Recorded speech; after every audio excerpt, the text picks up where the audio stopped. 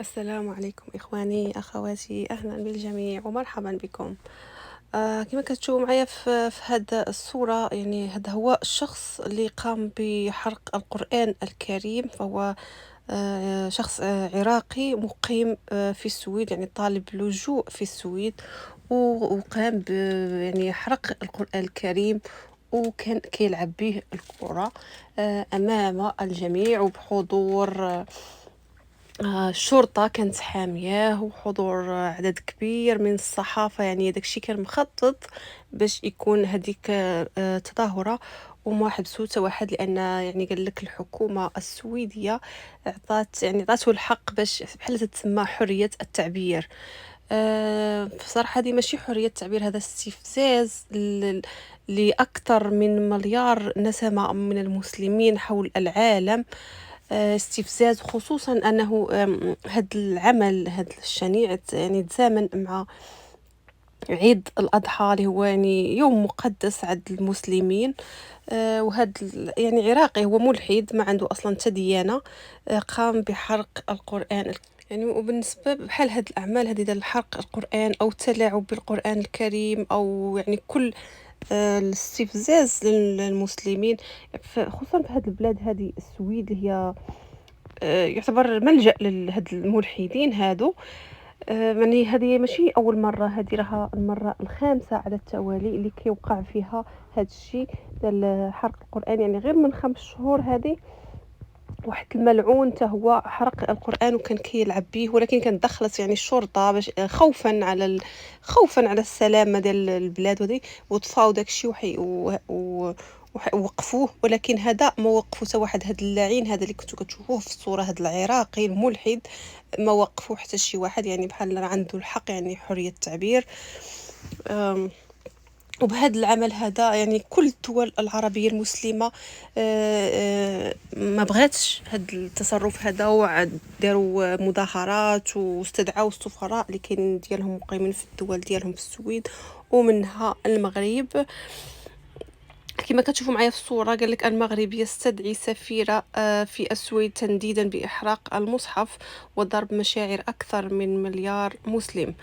قال لك استدعى المغرب السفيرة في السويد تنديدا بالعمل العدائي غير المسؤول بإحراق نسخة من المصحف، والذي اعتبرته الرباط ضربا لمشاعر أكثر من مليار مسلم، وفق ما جاء في بيان لوزارة الخارجية المغربية. وأعلنت الوزارة أنه بتعليمات من الملك محمد السادس تم استدعاء القائم بأعمال السويد بالرباط في مواجهة هذه الاستفزازات المتكررة. المهم كنقول المغرب برافو عليك، يعني اتخذ القرار اللي كان خاصو يتاخذ. وماشي غير المغرب، كما قلت لكم راها دابا قطر، كاين السعوديه، كاين بزاف ديال الدول. كاين داك الرئيس اردوغان حتى هو نايض ليهم، يعني رئيس تركيا نايض ليهم بالمزيان. ولكن هادوك ماشي مشكل، اردوغان هو على الاسلام، ولكن كتجمعهم حتى علاقات، يعني صراعات سياسيه، يعني كيدخلوا شيء في شيء وهذا. ولكن خليه ناض ليهم تيعطيهم مزيان. وهاد الظاهره ديال حرق القران يعني منتشره بزاف في السويد، والدوله الثانيه كذلك اللي شفنا فيها هاد الظاهره هذه هي فرنسا. يعني هاد جوج دول هادو ديما كنشوفوا مع نفس هاد الواقعات هادو اصلا دول يعني عنصريه بزاف، وما كيحملوش المسلمين، ولهذا كيعبروا على الحقد ديالهم اللي كيكنوه المسلمين. وهذا الشخص هذا اللي هو تنقول انه عراقي، هما العراق يعني ما بغاوش هذا الشيء، واخا هو ملحد ماشي مسلم.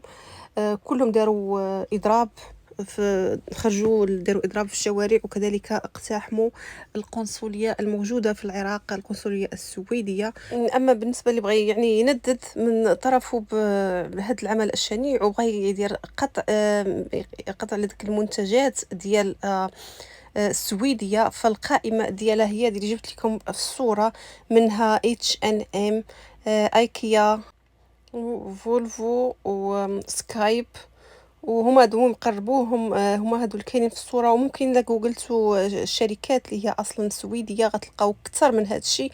يعني حاولوا ما تشريوش منهم، ما ديروش معهم بيزنس مع هاد الشركات هادو، يعني باش حيت تيسيئوا للدين الاسلامي ديالنا.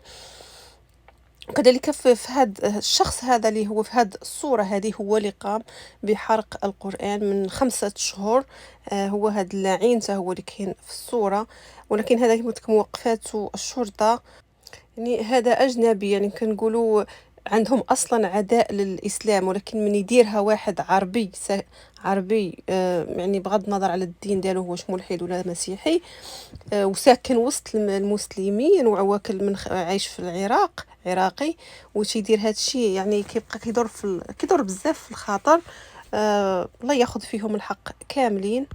والمهم اخوتي، حيت انا اول فيديو هذا درته بعد العيد، كنقول لكم عيد مبارك سعيد، وان شاء الله يدخل عليكم بالصحه والسلامه وكل المتمنيات الزوينه، وتعيدوا وتعاودوا وان شاء الله تكونوا فرحانين بروسكم وبوليداتكم وكل ما هو عزيز عليكم. وتهلاو ليا في راسكم بزاف، كنبغيكم بزاف كلكم المتتبعين ديالي. كنشكركم، وعيد مبارك سعيد مرة ثانية، والى اللقاء.